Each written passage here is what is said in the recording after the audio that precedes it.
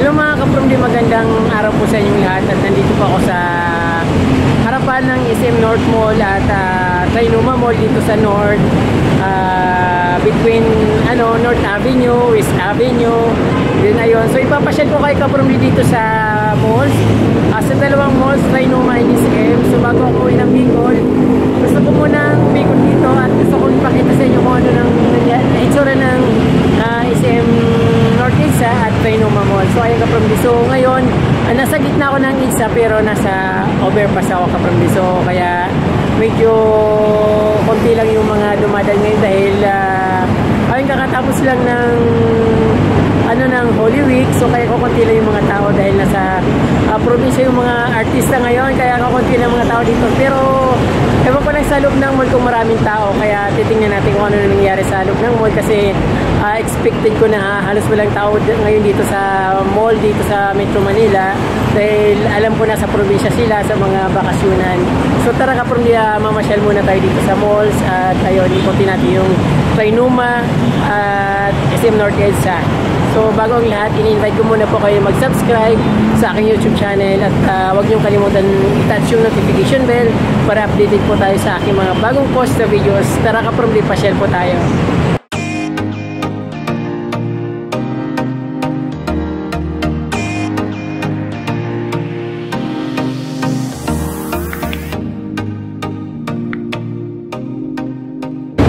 So ayan kapromdi ang southbound. So medyo marami pa rin sasakyan kahit na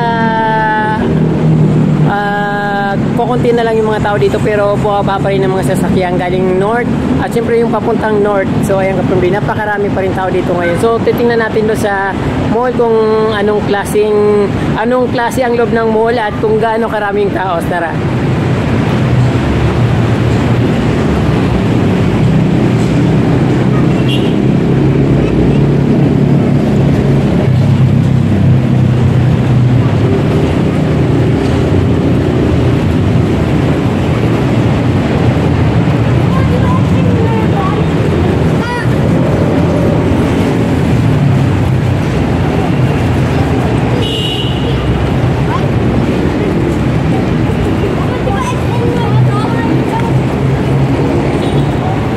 Halos wala rin pinagbago kapromdi. Kala ko kukunti na lang tao, pero tingnan nyo parang pahid pa rin yung papunta ng mall. So sobrang init kasi siguro yung mga nasa bahay talagang magtatambay sa mall kasi ayun, magpalipas ng oras, magkape-kape. So yun din ang sadya ko dito kapromdi, pa kaya ako pumunta dito kahit na napakainit kasi walking distance lang naman yung bahay dito ng friend ko, kaya ayun, anytime pwede akong pumunta dito. So yan nga pala kapromdi yung ginagawang North MRT station dito sa North Avenue. So kapromdi, nandito na tayo sa SM Sky Garden dito sa SM North Edsa. Maraming tao at napakainit.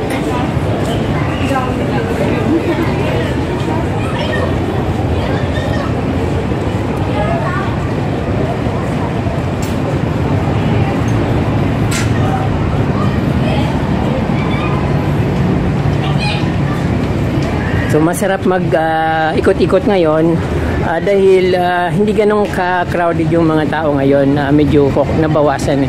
Unlike before na hindi pa nag-Holy Week, talagang sobrang puno dito.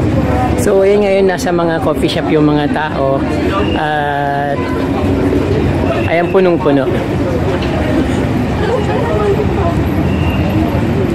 Maganda rin yung garden dito kapromdi, kaya lang walang mga flowering plants, mostly mga maki plants, devil backbone. Ayan, so maaliwalas ang panahon dito ngayon, nakikita nyo yan. So konting-konti lang yung mga namamasyal ngayon. So siguro nasa loob lahat sila kasi sa sobrang init na experience dito sa loob. Sa labas talagang mapapasok ka talaga sa loob dahil doon talagang masarap tumambay. Unlike dito sa labas, talagang dumadalang sila dito.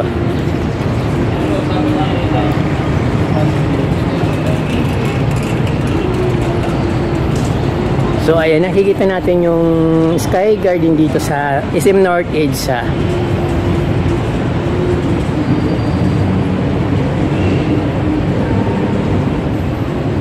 So ayan, tuloy tayo. So maya papasok na ako sa loob ng mall para makita natin kung gaano karami yung kung gaano kaganda at gaano karami yung mga nagtatambay sa loob. So expected ko na punong-puno sa loob kasi sobrang init talaga ka-from this. So hindi sila makakati sa bahay maliban na lang kung air condition yung kanilang bahay.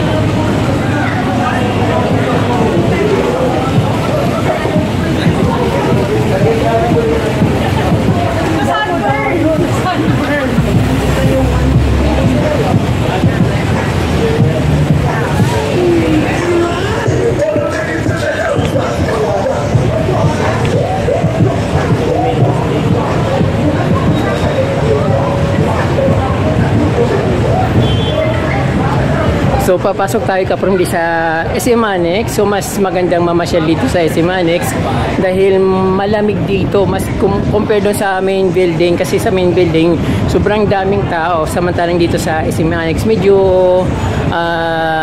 konti lang, pero marami na rin ngayon kasi alam nila mas malamig dito, mas masarap magtambay dito sa SM Annex. So pupunta rin ako mamaya doon sa main building.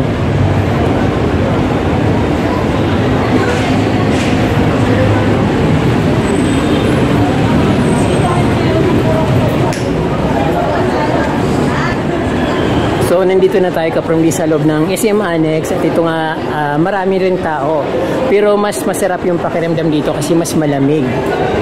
Okay, ang sarap sa pakiramdam talaga dito, parang fresh na para kang nasa loob ng refrigerator. So masarap magtambay-tambay dito. Kung marami lang kapihan dito, mas masarap magtambay dito kasi ayun, madadama mo yung talagang air condition.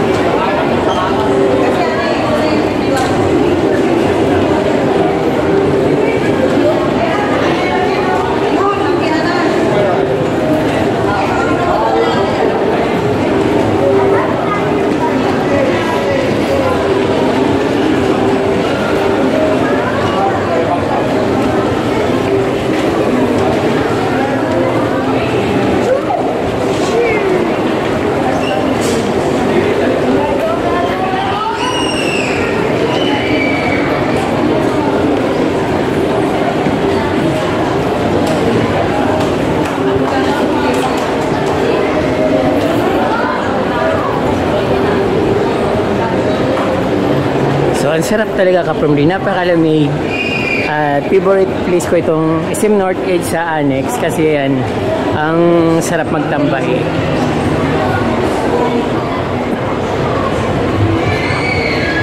Ayan na.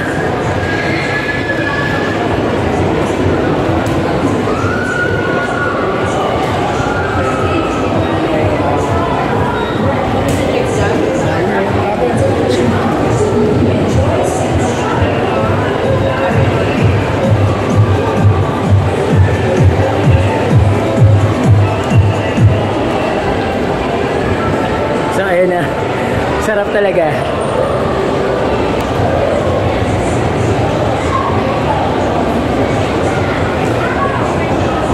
Diyan sa taas yung take hub ng SM. Medyo maraming bilihan ng mga gadgets dyan. Diyan po yung mga tindahan ng cellphone, Samsung, lahat na brand ng cellphone nandito sa taas ng SM Annex. So mas masarap mamili dito kasi hindi crowded. At siyempre masarap na rin mamasyal dito dahil malawak yung papasyalan. Malapit lang sa sakayan, hindi ka maglalakad ng malayo compare sa ibang mall na tatawid ka kung saan saan na kalsada. So dito ano lang, napakalapit lang, pagbaba mo lang ng sasakyan kung nagko-commute ka. So yun ang papasok ka na lang ng loob ng department store.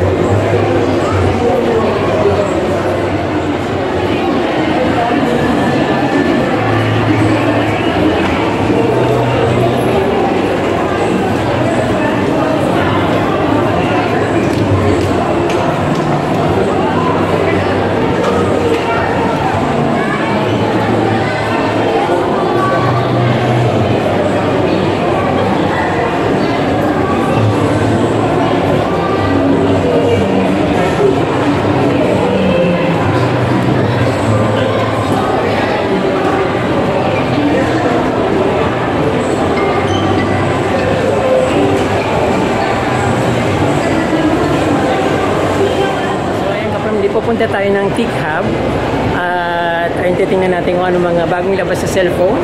Pero siyempre titingin-tingin lang ako, baka sakaling magkaroon ng pambili sa mga darating na araw o darating na buwan. So ayun, napaka-refreshing dito sa loob ng SM Annex. Kikita nyo naman yan, hindi crowded.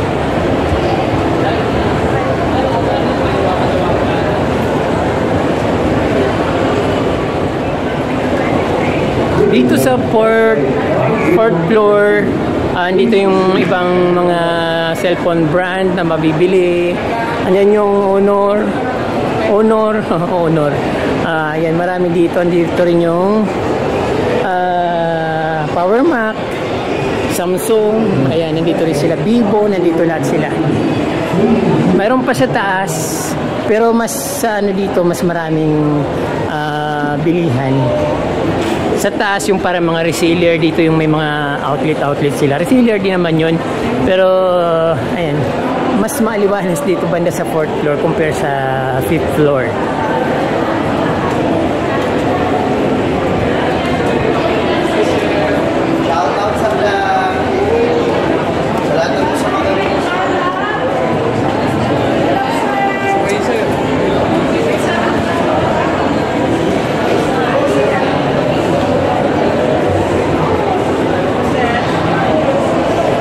Vivo, Samsung, tapos Power Mac. Ayan. Ayan yung mga Tech Hub dito. Pero marami pa sa taas. Marami pang makikita.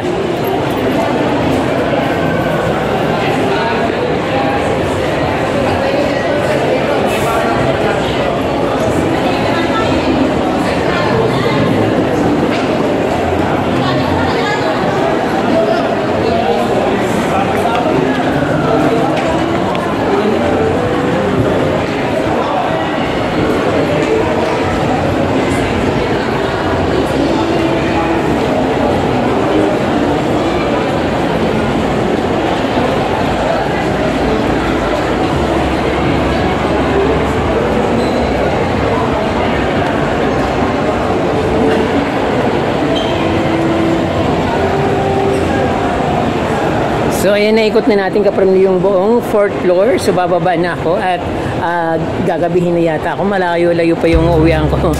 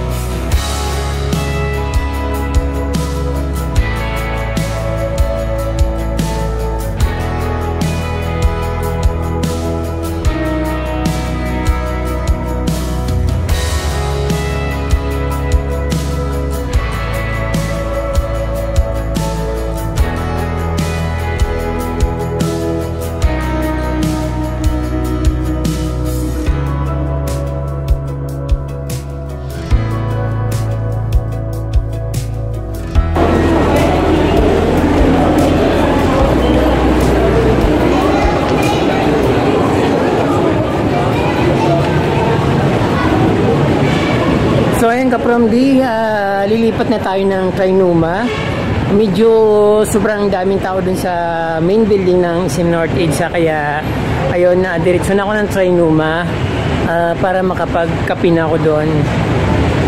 So mas masarap kasi yung ano doon, yung scenic, dahil mas kukunti yung tao compare dito sa SM North EDSA. Pero maganda rin dito ka-from D kasi yung pagpasyal dito, parang diretso lang yung lakad mo, hindi ka paikot-ikot sa mall. Kasi yung SM design nila, yung SM North ka-from D, ang design nila yung parang ano lang, box of shoes.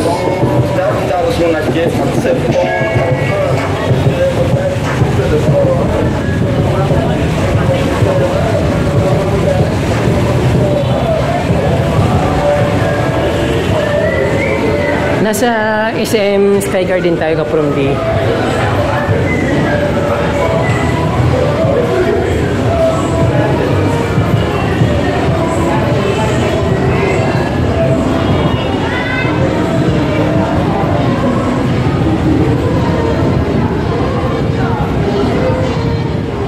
Sobrang init mga ka-from D. Nakakamiss talaga yung probinsya. Yan nakikita nyo dito sa Quezon City, dito sa SM North EDSA. Talagang tumatagak yung pawis ko sa sobrang init. At ayan, marami pa rin tao. Akala ko halos wala nang pupunta dito ngayon kasi Holy Week.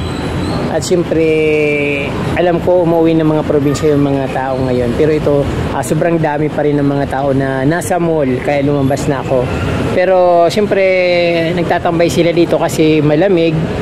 Ayan, pero halos wala nang lamig sa loob kasi punong-puno yung SM North EDSA ng napakaraming turista, mga visitors na nagpapalamig. Dito ako sa labas sa Sky Garden. So bala akong pumunta ng Trinoma.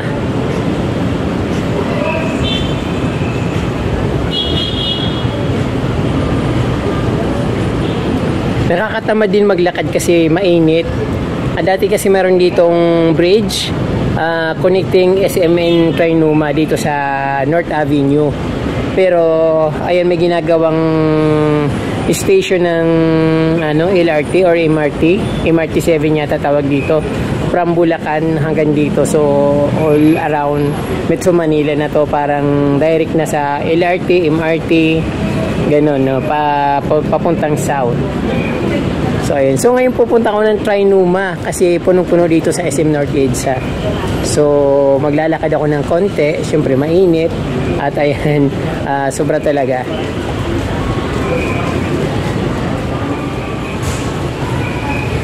So ayun mga ka-from D, no choice ako kundi tumawid doon sa napakainit na kalsada.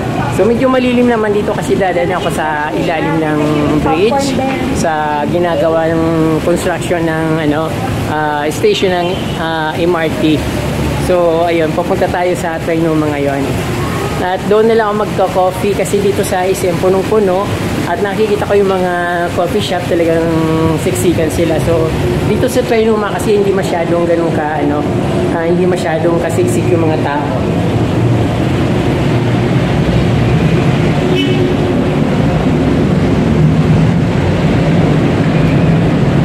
Dito sa ilalim ng Sky Garden dito sa SM North EDSA.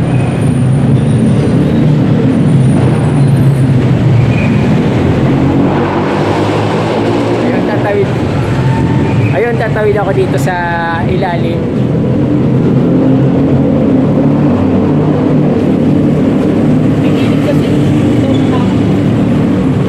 Medyo malilim dito sa ilalim, pero medyo malayo-layo rin yung lalakarin.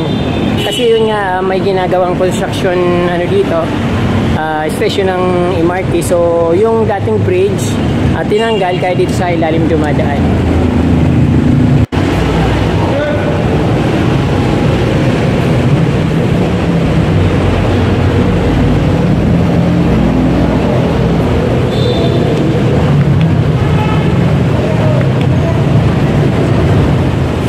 From the ongoing yung work ng MRT MRT-7. So diretso ito ng Bulacan hanggang dito sa heart of Quezon City sa Trinoma. At ayan, papalapit na tayo sa entrance ng Trinoma. You at least 2 to 3 minutes din yung lalakarin at syempre mainit talaga kapag sobrang init.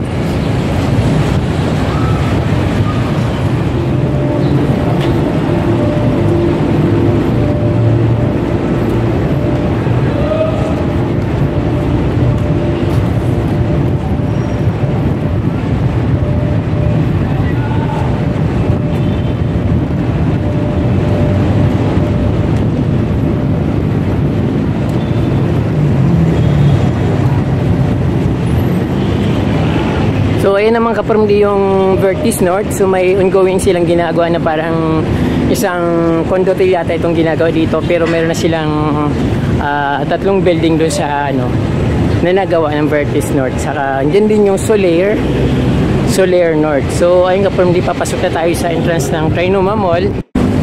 Wala nang init dito. So konting lang muna kaparmdi, pahinga ng konti. So yung na ito sa kabila ay Veterans Hospital. Din yung kalsada na yun sa may nakikita natin na yun sa may bus sa ilalim ng overpass ay ay isang kalsada across Mindanao Avenue and North Avenue. So ito naman yung karugtong ng Mindanao Avenue going to EDSA.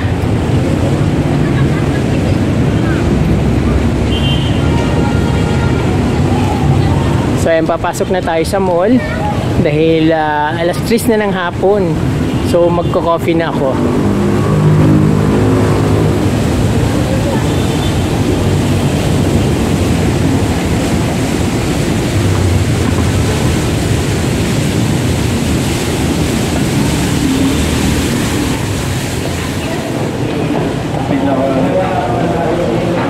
Dito na tayo kaparmdi sa loob ng Trinoma Mall, although hindi pa ako nakapasok doon sa mismong entrance, pero ayan na yun, entrance na ito mismo.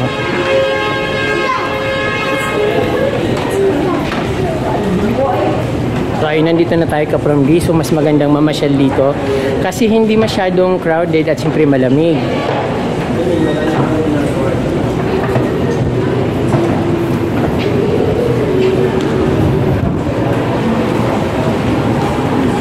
Ay, napakaganda ng dito, ng scenic, very maaliwalas kasi yun, very minimal lang yung mga tao at hindi katulad sa ising na para kang nasa loob ng Divisoria. Papunta ito sa Concierge.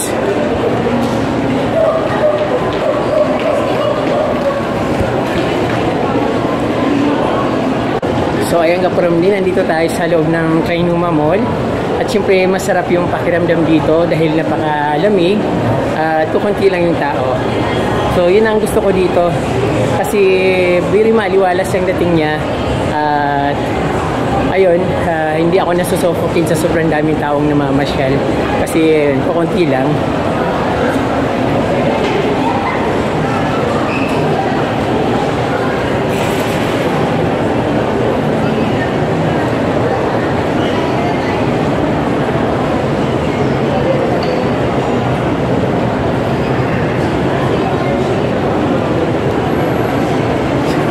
So ayun kaparmdi, magkakape lang naman ako dito at syempre bago ako malis ng bahay, nagpaalam ako sa friend ko, so binigyan niya naman ako ng pangkape. Kaya yun, naghahanap ako ng mas murang kapihan kasi pag doon ako sa mga high-end na coffee shop, masyadong mahal. So doon lang ako sa medyo pang down to earth na coffee shop.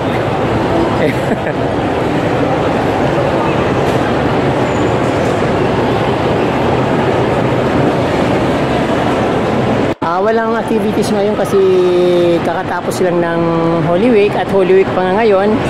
At ayan, nakikita natin dito, hindi masyadong crowded. At siyempre, napakasarap mamasyal pag ganito. Tapos, nasasalubong mo yung ihip ng aircon or ng hangin ng aircon.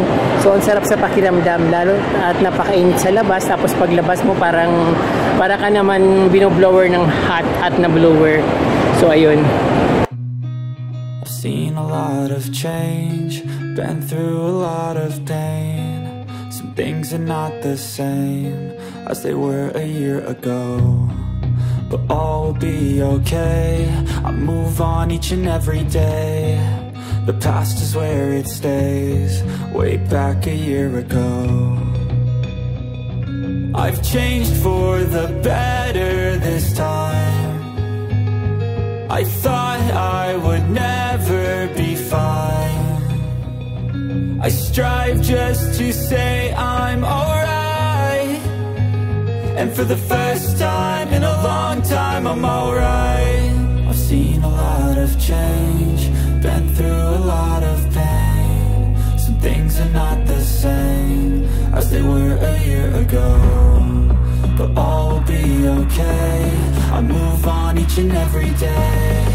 The past is where it stays, way back a year ago.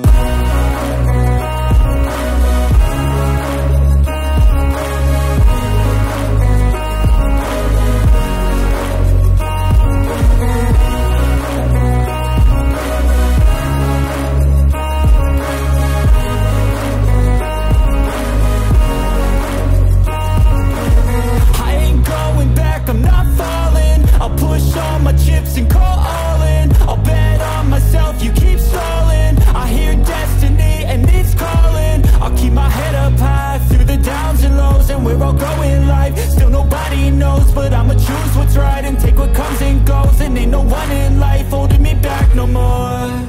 I've seen a lot of change, been through a lot of pain. Some things are not the same as they were a year ago, but all will be okay.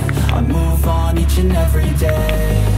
The past is where it stays, way back a year ago.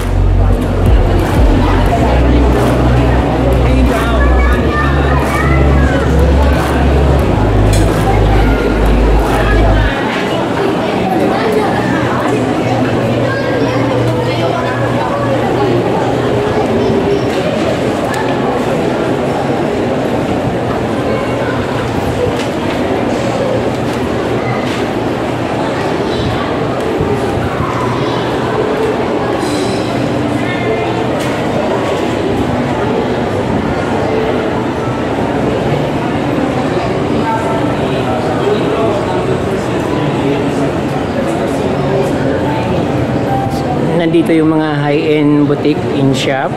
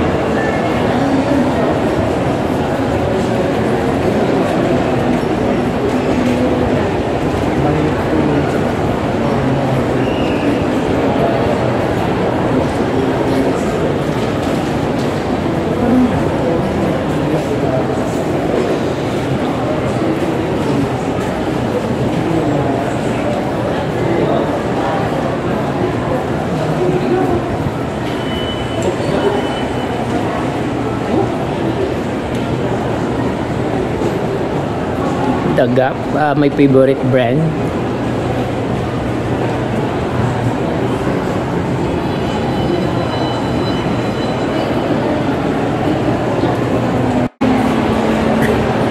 Sayang ka, Prem, di. Masarap talaga maglakad-lakad dito kasi nare-refresh ako. Patuloy niya po, pawis talaga ako kapag kasi galing ako sa labas. So yung damit ko basang-basa na sa pawis. Sobrang init. Grabe.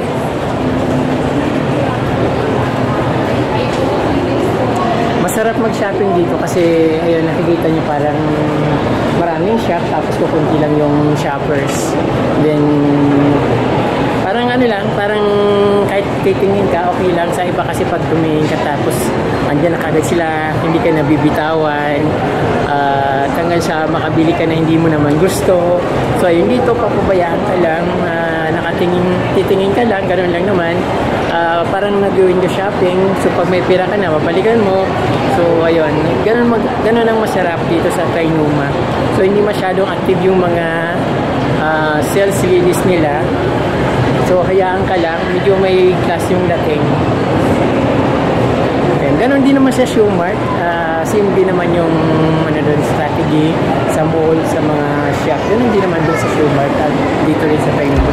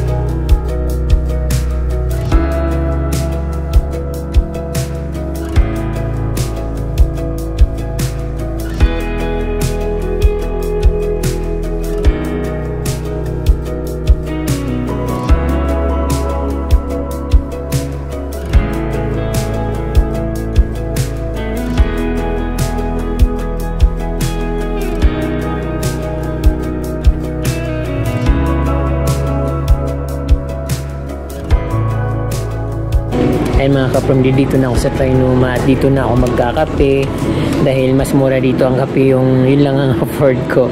So meron naman akong pambili, binigyan naman ako ng friend ko, pero mas gusto ko yung mas mura lang para hindi maubos yung binigay niya sa akin. So ayun, at habang nagpapahinga ako dito, magkape muna ako.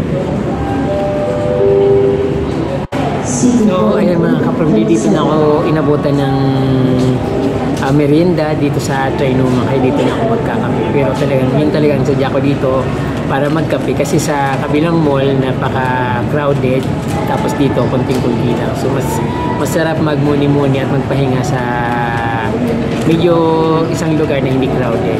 So ayun, kape po tayo mga kapamilya.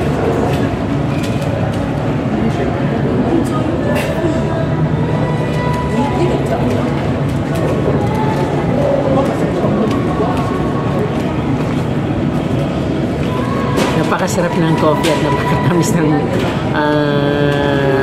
coffee kasi yung dami palang binigay sa akin na sugar, nakalimutan ko, akala ko mga creamier lang, yung pala niligay ko lahat kaya napakatamis.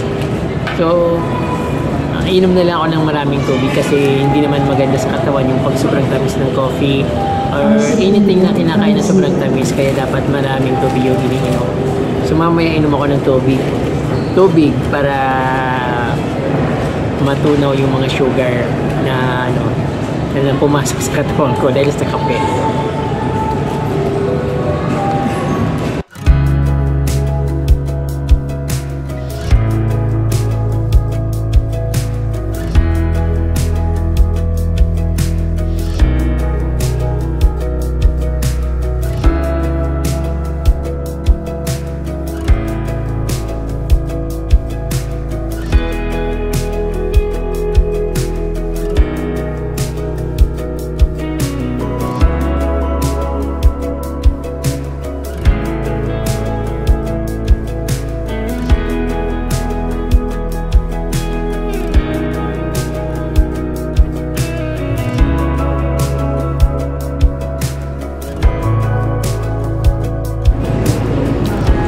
From di masarap yung nabili ko na donut, cookie crumble.